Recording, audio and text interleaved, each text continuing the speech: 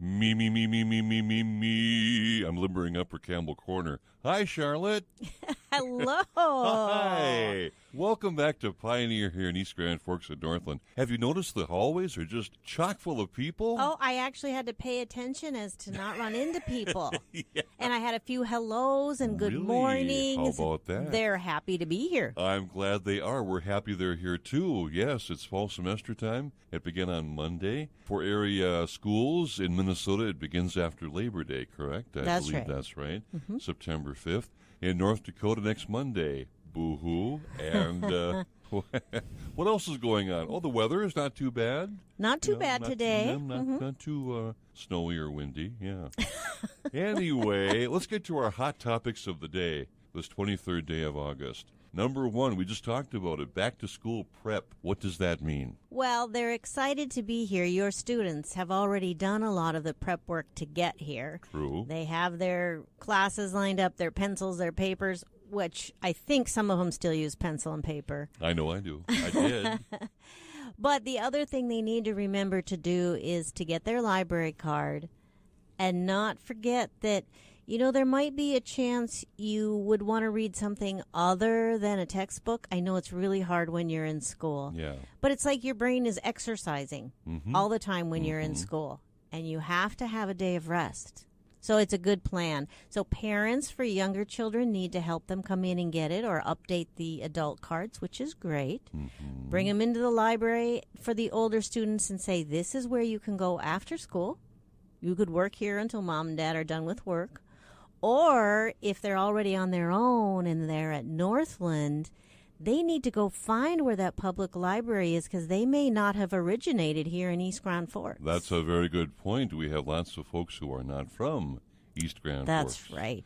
And they might be commuting or they might be living in an apartment or a home somewhere. Right. There is a petition going before the library board this week saying if you're a student or a teacher in East Grand Forks, would it be a good idea to offer a card without a fee? Now, this is my 2 cents. I think it's a great idea. It used to be that way a long time ago, and we had an administrator that wanted us to consider, you know, every way we could save a penny or add a penny.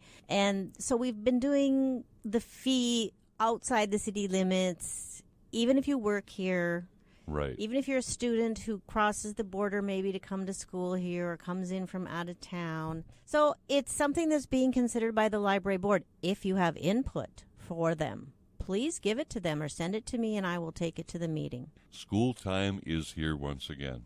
Number 2, we only have 2 today, but we have 2 quality points to make today. It's not quantity sometimes, it's the quality, right? I don't think we're going to run out of words. And quite often we have too many words. I know. Yeah, you get into that trimming mode sometimes. Yeah, there you go. All right, the topic is books. And you list 3 books on my nice note here from you earlier today. And we've been doing some weeding, which is kind of a nasty word a lot of people think for the libraries. No. But it's like house cleaning. Yeah. And you need to go through it and sometimes get the old stuff out and the new stuff in. Yep. And so I have brought A Fort of 9 Towers by Kez Akbar Omar. And the subtitle is An Afghan Family Story. And this is written by a man who, at 7 years old, he lived in Kabul where he could run with a kite, play at his grandpa's home. He was a happy and very safe little boy. And then the world fell apart. You know, missiles and war came in, and people who were not kind to children. His family was able to get to a fort and hide out for a length of time, and then they had to leave the country. It's his story. It's something we may not be real familiar with here, and yet I think there are those here who may understand the story very well. How often do you receive new books at the library? Is it like a daily thing, weekly thing, monthly thing?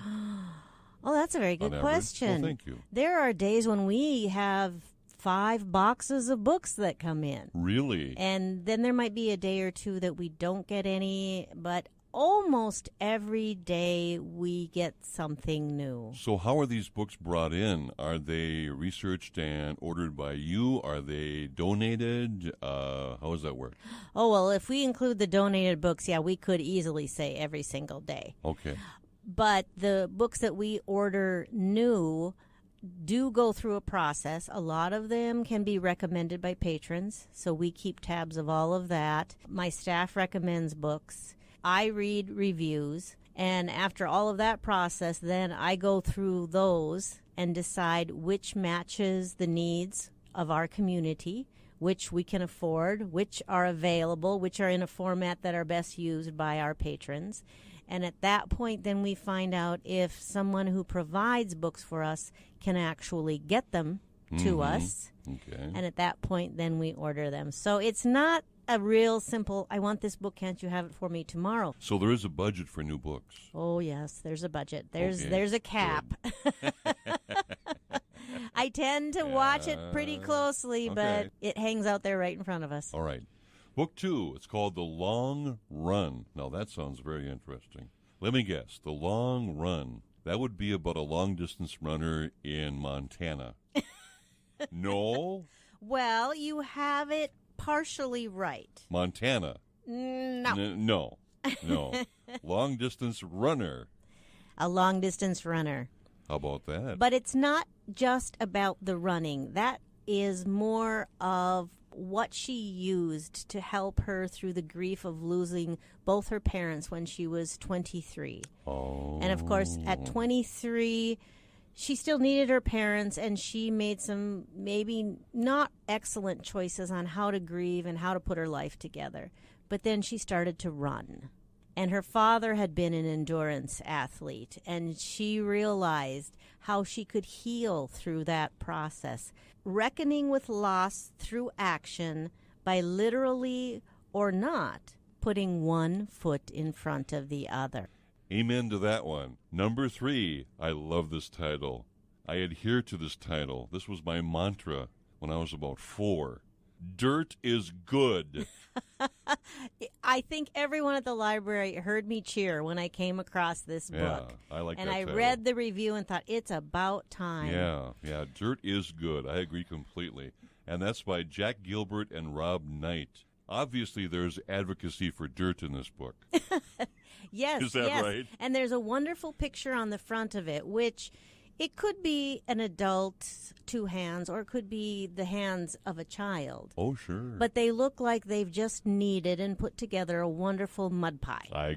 It looks like it. Yes. Mm-hmm. And the subtitle of this book is The Advantage of Germs for Your Child's Developing Immune System. Oh. Which my sister would tell you, my immune system is good because I ate dirty carrots right out of the garden. I think farm children had an advantage that way. We've learned that dirt is truly good in a lot of ways. As a matter of fact, Monday... Space, a final frontier. Space, a final frontier. Solar Eclipse Day, how'd that go over? Oh, Campbell? that was a great hit. Good turnout? We did a live streaming in the big room because the clouds were a bit heavy. Yeah, we I was weren't worried really about that. sure what would Yeah, happen. yeah. But we did have people out in the parking lot on top of their vehicles, lawn chairs. Really? It was wonderful. And little kids jumping up and down when they saw the eclipse, and grandparents watching it. It was so much fun, and people were so kind to each other. Mm-hmm. It was really a great event. It's amazing how that one thing brought so many people together for a short time. Yep, all of us thinking the Amazing. same way about how impressed we are with our world. There you go. And creation. I Mm-hmm. said it. There you go. All right. Well, to find out more about this wonderful building and facility and entity known as Campbell, what can folks do? They could call at 218-773-9121, or they can go to the website at egflibrary.org, or they can come in through the front door, 422 4th Street, Northwest. And say hello. And say howdy. Thank you, Charlotte. Thank you. Campbell Corner, Wednesdays at 3:05, exclusively boys and girls on Pioneer 90.1.